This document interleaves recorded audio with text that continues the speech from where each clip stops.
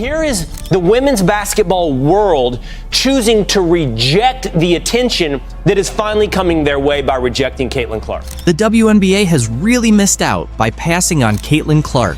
She's not just any rookie, she's the most exciting thing to happen to the WNBA, NCAA, and women's basketball in general.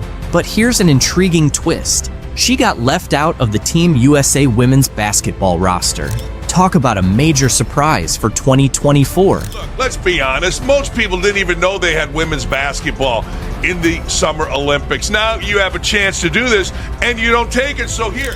In basketball, having top-notch skills and fierce competitiveness can overshadow even the biggest teams worldwide, and Caitlin Clark embodies all of that. So, what could be behind Team USA's decision not to include the Indiana Star rookie? First, let's take a look at Clark's performance in her rookie year with the WNBA. Despite the Indiana Fever's 3-for-29 season, Clark shined individually, averaging 16.8 points, 6.3 assists, and 5.3 rebounds. Her performance and impact are unprecedented for a rookie in the WNBA. So why isn't she on the Team USA roster? Experience can't be the excuse, considering the USA national basketball team's history of selecting rookies. Since women's basketball was added to the Olympics in 1976, at least 2 players under 25 have been included in every Olympic roster. The youngest ever to play for the USA women's team was Nancy Lieberman at 18 in 1976. In the Tokyo Games, the youngest were Asia Wilson and Nafisa Collier, both 24. Additionally, there's a precedent for including the top WNBA draft pick in Olympic years, such as Diana Taurasi in 2004, Candace Parker in 2008, and Breanna Stewart in 2016. The U.S. team didn't include Ndamukadi Agwumaike in the lineup back in 2012, even though she was with Los Angeles and now Seattle. Now, Caitlin Clark finds herself in a similar situation.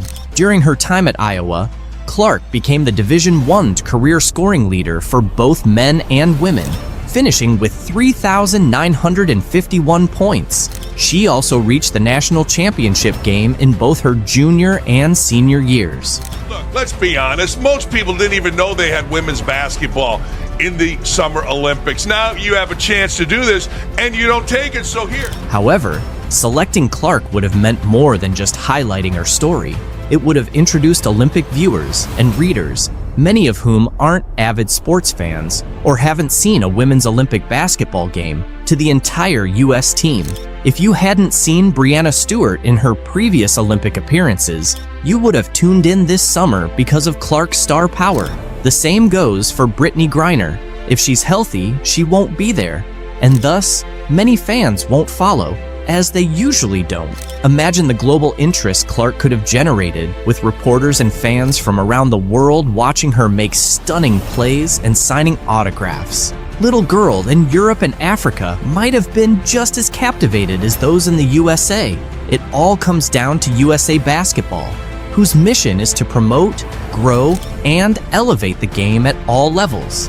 Missing out on representing your country in the Olympics is undoubtedly disheartening, and Caitlin Clark likely felt that way when she learned she hadn't made the 12-player roster for the Paris Games. On Sunday, Caitlin Clark and Fever coach Christy Sides addressed the news for the first time since it was announced that the top overall pick didn't make Team USA's final roster for the 2024 Olympics in Paris next month. Clark maintained her usual calm demeanor when reacting to the news, but Sides revealed her star's immediate response. Clark got the call while on the bus and texted Sides to share the news. Sides tried to keep her spirits up, and Clark's reaction was, "Hey coach, they woke a monster," which Sides found impressive. Clark noted that the team's mix of talent and experience, none of the players being younger than 26, was a key factor in her not making the roster. Despite this, Clark expressed enthusiasm for the players who did make the team. She said, "I'm excited for the girls on the team.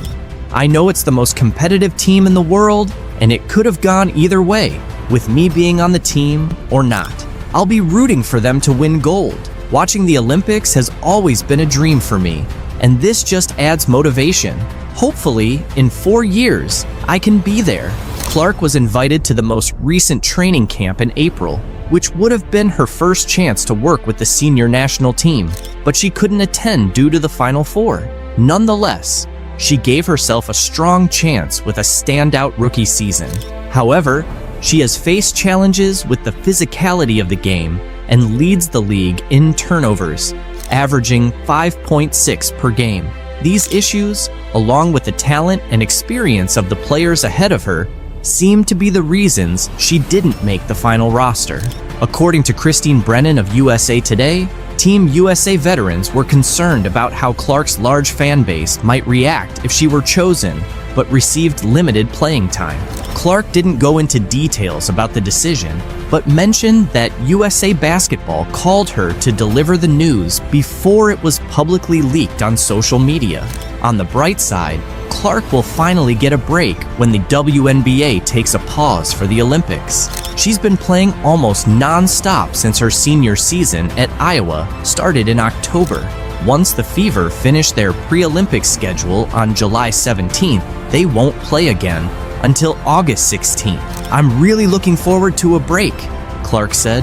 "I've loved every second of competing, but it will be great to rest, get healthy, and take a bit of time away from basketball.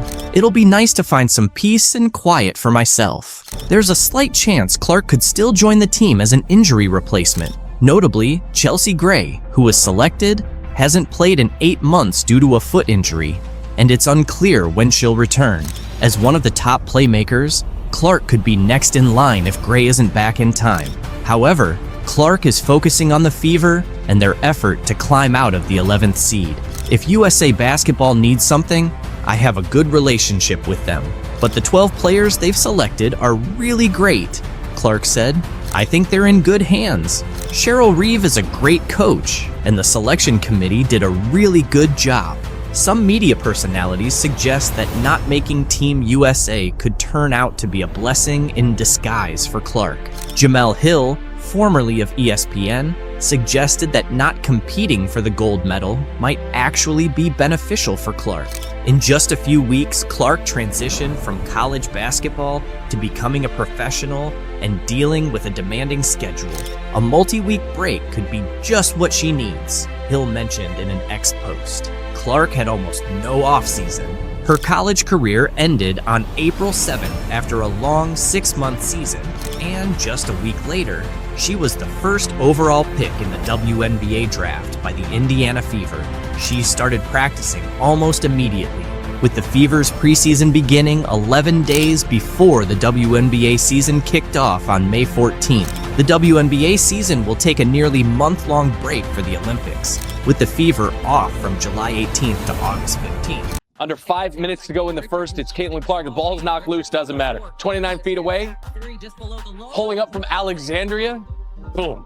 No problem.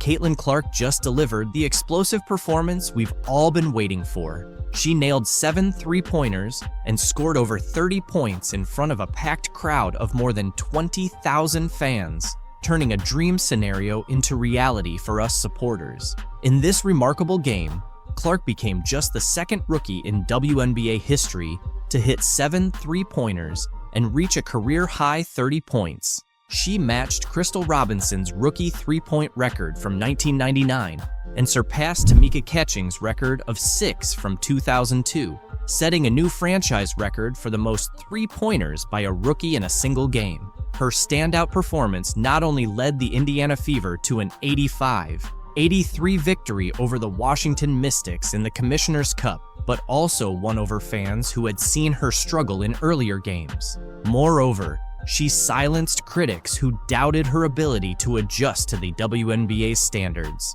The game, which was moved to Capital One Arena to accommodate the high demand to see the top draft pick, saw Clark shine in front of a record-breaking crowd of 20,333. This was the largest attendance for a WNBA game since the 2007 finals and the second best performance since 1999. Clark also added 8 rebounds, 6 assists, and a career-high 4 steals to her impressive stats. At this time 1 week ago, we were gearing up for Caitlin Clark to go against Angel Reese for the first time in their WNBA careers. And by the time the Fever Sky game was over, the conversation had changed to Kennedy Carter's foul on Clark, a foul the WNBA would later upgrade to a flagrant foul 1 the very next day. And it was a foul that launched 1,000 takes. Caitlin Clark has made history as just the second rookie to score over 30 points, grab more than 5 rebounds, dish out over 5 assists, and hit more than 5 3-pointers in a single game. She also became the fastest WNBA player to reach 200 points and 75 assists, achieving this in just 12 games and surpassing Sue Bird's record of 14 games. It felt great to shoot well. Even my misses felt close, Clark said after the game. It was nice to have a night like this. Overall, we shot the ball really well. 16 made threes. I still see so many areas where I can improve, and I think that goes for our entire team. Clark is determined to maintain her high level of play, knowing she hasn't reached her peak yet. Her standout performance also led the Fever to deliver the Mystics their 11th consecutive loss, marking the worst start in the franchise's history. Kelsey Mitchell, Clark's backcourt partner, added 16 points, 4 assists, and 3 steals. Both Aaliyah Boston and Nalissa Smith contributed 10 points each. The team secured their second Commissioner's Cup win, moving to a 2-1 record in the competition. However, despite her impressive performance, Clark is still dealing with some rookie challenges, including leading the league in turnovers. She had 8 more turnovers in this game, bringing her season total to 67. Interestingly, she matched her career high of 30 points from May 28th against the Los Angeles Sparks. Along with her 6 assists, 8 rebounds, and 4 steals, she made 7 of 13 three-point attempts, tying a WNBA rookie record, and hit 5 consecutive shots from beyond the arc in the second half. Yeah, I think it's a process more than anything. It felt good to shoot the ball well. Like, I feel like even my misses were like right there. I thought multiple were still going in, and it was nice to have a night like that. Clark's confidence in her game is evident from recent performances. Earlier, she discussed the learning curve she faced in her first 11 professional games. After scoring just 3 points in a season-low performance against the New York Liberty on Sunday, Clark rebounded with what many consider the best game of her young WNBA career, thanks to a 4-day break. During this time off, Clark mentioned that the Fever took the opportunity to refine their set plays and practice against ball screen blitzes that had been challenging them. Against the Mystics, Clark found space to create off those screens, explaining, "As a shooter, once you see 1 or 2 shots go in, the basket just seems bigger and bigger." Indiana head coach Christy Sides noted that the strategy to get Clark more action off screens was deliberate, aiming to reduce her workload. "She started feeling it late, which is always a good sign," Sides said. Defensively, Clark made an impact with a steal under the Washington basket to ignite a transition bucket in the first half and added another steal shortly after. By halftime, she had 4 assists and 3 steals, energizing the fans. Playing against the struggling Washington Mystics, who have 11 losses this season, also gave Clark a chance to look more at ease on the court. She mentioned before the game that she felt her passing was up to her standard, even as she and her Fever teammates continue to build their chemistry. Clark is also satisfied with her rebounding stats, considering her size. The 2-time NCAA Player of the Year came into Friday's game averaging 15.6 points, 6.4 assists, 5.1 rebounds, 1.3 steals, and a league-high 5.4 turnovers per game. Clark believes that as the game slows down for her, those turnovers will decrease. To reduce turnovers, Clark showcased her ball handling skills with a smooth one-handed drive and a scoop shot for 2 points in the first quarter. On the next Fever possession, she demonstrated her court vision with a give and go with second-year forward and 2023 top draft pick Aaliyah Boston. Despite this, some flaws in Clark's game from the first 6 weeks of her professional career were evident on Friday. In the first quarter, she was stripped by fellow rookie Julie Van Loo, who then hit a transition 3-pointer before Clark could recover. Clark responded with a step-back three-pointer near the Mystics logo. With the Fever starting 3-9, Clark is gaining a clearer understanding of how much experience counts in the WNBA. She offered some realistic insights into her situation, noting, if you're the number one pick, you're probably going to a team that didn't have the best year before. It can be tough at times. One of the positives from the first 11 games has been the team's energy, which Clark says has remained consistent since their first game.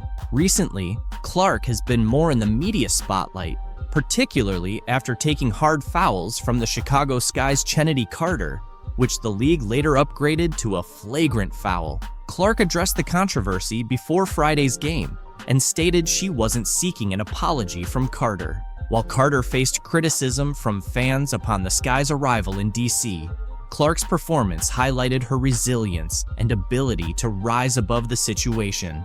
And she's having a tremendous season. She's played great basketball in my eyes, probably in first place for 6th player of the year. And, it's just basketball at the end of the day.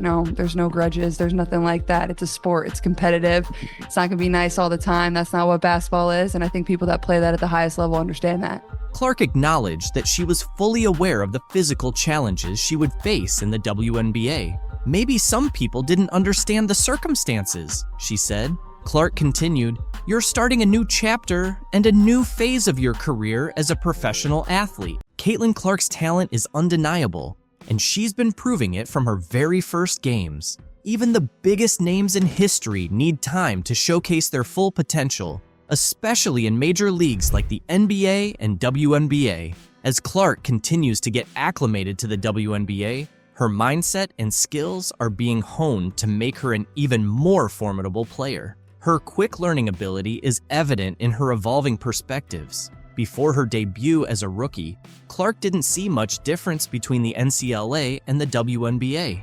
"I don't think it'll be any different from college," Clark said. "I've played in front of big crowds every single game, so these environments don't scare me or affect me at all. I think just embrace it and enjoy it. I'm sure there will be a lot of basketball fans here who really appreciate the game." However, her perception shifted after her first game. She has since admitted several times that the WNBA game is much more physical than she anticipated. She experienced this physicality firsthand during the Indiana Fever's 3rd straight loss on Saturday. "The physicality is definitely up there.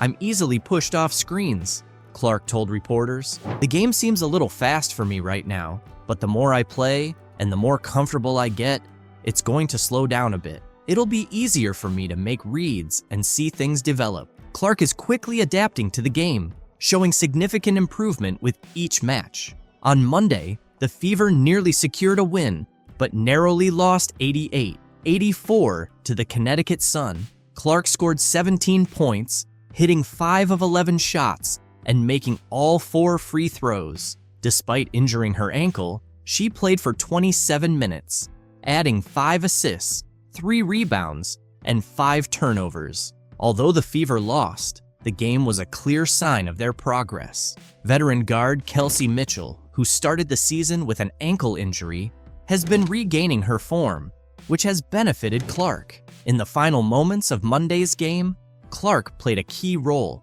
contributing to 17 of the Fever's 23 fourth-quarter points. The excitement surrounding Caitlin Clark is at an all-time high, and for good reason. Some frustrated fans have even edited the Wikipedia page of Indiana head coach Christy Sitz following Clark's first 2 WNBA preseason games. Clark played in 2 preseason matches for the Fever, but has not yet participated in a regular season game. Fans are already expressing their dissatisfaction with side's management of Clark, who is expected to be a key player in the WNBA. Clark had a strong preseason debut against the Dallas Wings, but shot 4 for 12 in last Thursday's game against the Atlanta Dream. Sides commented on Clark's performance, saying, "I think she's used to some shots that she's taken in the last few years that are just those shots she's going to get open looks. She's got to figure it out. I gave her a rule the other day. She has 0.5 seconds to make a decision." Christy Sides also talked about Clark needing to change some habits. When she gets off the ball and hits someone in the high post, She tends to hang out and dance around. That's something she's used to doing, and it's a habit we need to break. One of Clark's upset fans even accused Sides of trying to undermine Clark's game, editing Sides' Wikipedia page to claim she's the only coach capable of damaging what the WNBA aims to achieve with Clark. The edited entry in the Indiana Fever section reads, Sides got her first head coaching job in 2022 when she was hired as the 9th head coach in Indiana Fever franchise history and the only coach that could possibly ruin what the WNBA is on track to accomplish by ruining Caitlin Clark's game. During Caitlin Clark's pre-game warm-up in Brooklyn on Saturday, she paused for an interview with NBC's Today hosts Hoda Kotb and Jenna Bush Hager. Later, she posed in uniform with Trailblazer Billie Jean King. In between, Clark played a game, scoring a career-high 22 points with 8 assists and 6 rebounds. Notable figures like Jason Sudeikis, Megan Rapinoe, Sue Bird, and Dawn Staley watched as she dominated the court. Clark's first week in the WNBA highlighted both her star power and the challenges of transitioning from college to the pros. She debuted in Connecticut and Indianapolis, and following her first game in New York City, she received mixed reactions. Fans eagerly awaited wearing number 22 shirts and holding signs, and Clark tried to accommodate as many selfie and autograph requests as possible. Caitlin acknowledged that she needs to handle physicality better, be more decisive in navigating screens, and develop more chemistry with Indiana's posts. She assisted last year's Rookie of the Year, Aaliyah Boston, on 4 of Boston's 12 field goals in 2023. Indiana guard Erica Wheeler assisted Boston on 24% of her field goals, according to PBP stats. Clark's assists to Boston haven't been evenly distributed across games. The Fever knows they have much to improve on as a team. Through 3 games, they are allowing 18 fast break points and 17.3 second chance points per game, both second highest in the WNBA, a significant drop from last year. Their defense is conceding more than 116 points per 100 possessions, the worst in the league. Failing to contest shooters in the first half of their loss to New York on Saturday was as damaging as any offensive issues. Clark often talks about the importance of being kind to herself. She's seen both the ups and downs of being a pro, becoming the first WNBA player to record 21 turnovers in their first 21 games, and the second after Candace Parker to achieve over 50 points, 15 assists, and 10 rebounds, according to Across the Timeline. I know people expect me to do amazing things, but it might take some time, she said on Tuesday. On Saturday, she added, I think the more we play together, the better our chemistry will be. Despite the Fever's 0-3 start, Coach Christy Sides noted progress. The team faced tough losses, including a 21-point defeat to Connecticut and a 36-point blowout on Thursday. Before Saturday's game, Sides stressed the need to compete and asked her team to understand what that looks and feels like. The 11-point loss to New York showed more of the fight Sides wanted. We couldn't figure that out the other night, and that was so frustrating, Sides said. Now we kind of have an idea of where we are. The Fever are a young team with potential, competing against some of the WNBA's best. This is going to take a little time, All-Star guard Kelsey Mitchell said on Saturday. Mitchell, recovering from an ankle injury, came off the bench in Indiana's first 2 games. Playing against the best of the best is the only way we're going to get better. During one sequence in the second quarter on Saturday, Clark missed a deep 3-pointer, giving the ball back to Liberty. On New York's next offensive possession, Ionescu faked a pass, then nailed a 3 while Clark failed to contest. Running back on defense, Ionescu shrugged as if to say Clark shouldn't have left her open. She never stops moving, Clark said of Ionescu. She's always on the move, always got a bounce in her feet, and I think that's something I can try to replicate in my game. Clark is getting used to her new pro routine. At Iowa, the Hawkeyes would sometimes show up 90 minutes before tip-off, warm up, and play. But for Tuesday's opener at Mohegan Sun Arena, she arrived more than 2 hours early. In the locker room, Clark ate a peanut butter and jelly sandwich and joked with Wheeler while getting a massage. She's not used to being at the gym this early, so I told her she needs to find things to do, whether that's stretching, watching film, or filling the time, Wheeler said. Clark hasn't had much downtime, as Indiana's opening stretch includes 7 games in 12 days,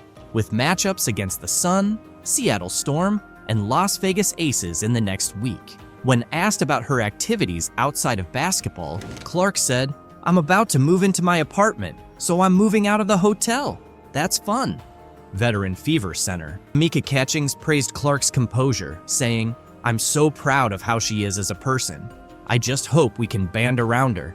It's a lot of pressure." Clark, handling pressure from both her team and the sport, is focused on playing fast and competing. She looks forward to visiting new arenas and making memories. "I'm going to remember a lot of these games because it's my first year in the league," Clark said. Those who watch her play will remember too. Share your thoughts about Caitlin's WNBA games and her super adaptive nature in the comments below.